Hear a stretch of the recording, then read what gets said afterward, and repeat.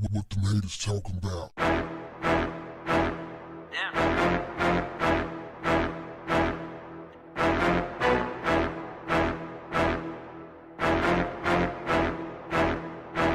What's up, family?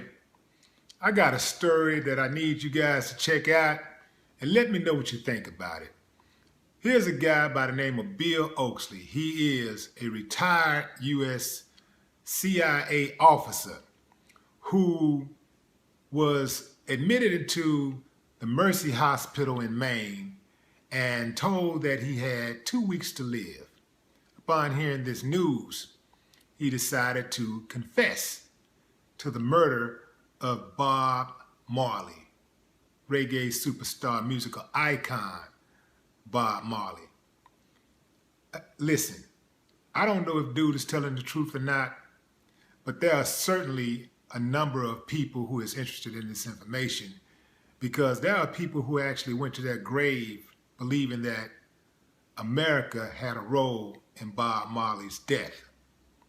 This guy claimed to have committed 17 assassinations for the U.S. government between 1974 and 1985. Oxley, who worked for the CIA for 29 years as an operative with top-level security clearances, claimed he was often used as a hitman for the organization to assassinate individuals who could represent a threat to the goals of the agency.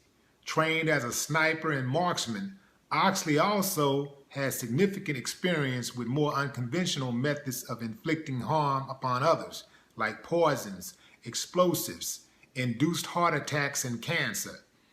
The 79-year-old operative claims he committed the assassinations between March 1974 and August 1985 at a time when he says the CIA was a law unto itself. He says he was part of an operative cell of 3 members which carried out political assassinations across the country and occasionally in foreign countries. Most of their victims were political activists, journalists, and union leaders, but he also confesses to assassinating a few scientists, medical researchers, artists, and musicians whose ideas and influence represented a threat to the interest of the United States. He claims he had no problem with going through with the assassination of Bob Marley because I was a patriot. I believed in the CIA, and I didn't question the motive of the agency. I've always understood that sometimes sacrifices have to be made for the greater good. The others were assholes. Bob Marley was Bob Marley. I was no closer to being a long-haired hippie back then than I am now, but I must admit, Bob's music did move me. It held some power over me. He claims to have had mixed feelings about Bob Marley's death. On the other hand, Marley was a good man, a beautiful soul with profound artistic gifts, who did not deserve to have his life cut short. But according to Oxley, Bob Marley was also placing the goals of the CIA in jeopardy and threatening the existence of the United States. He was succeeding in creating a revolution that used music as a more powerful tool than bullets and bombs.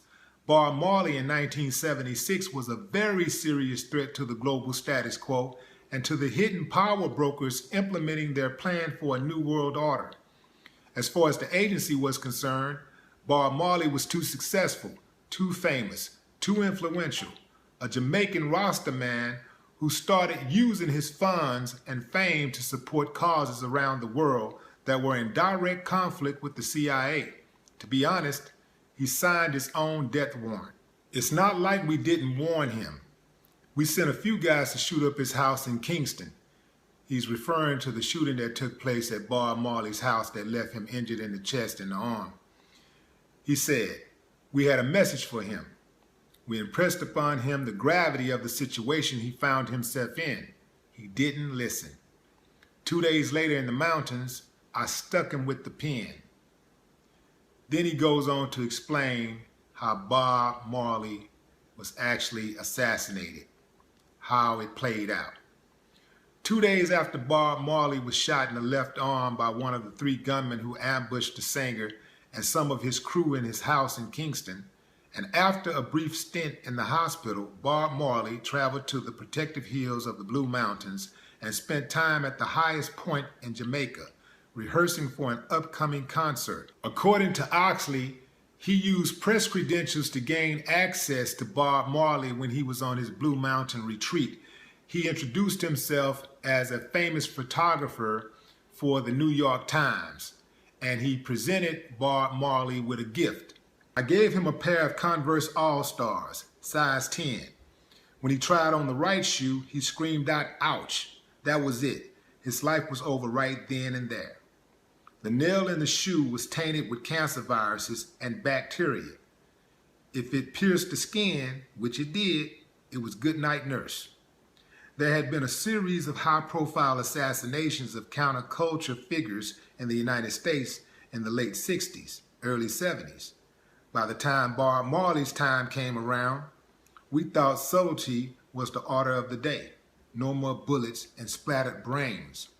Oxley claims that he kept in close contact with Bob Marley during the later years of his life, ensuring that the medical advice that he received from the doctors in Paris, London, and the United States would hasten his demise rather than cure him. He died from cancer in May 1981. He was just 36 years old. The last time I saw Bob before he died, he had removed the dreadlocks and his weight was dropping like a stone, he says. He was very withdrawn, unbelievably small. He was shrinking in front of us. The cancer had done its job. The day he died in Miami was definitely one of the most difficult moments in my career. I felt real bad. For a long time, I wasn't comfortable with my part in his death. But eventually, I came to realize it had to be done for America. Wow. If that is true,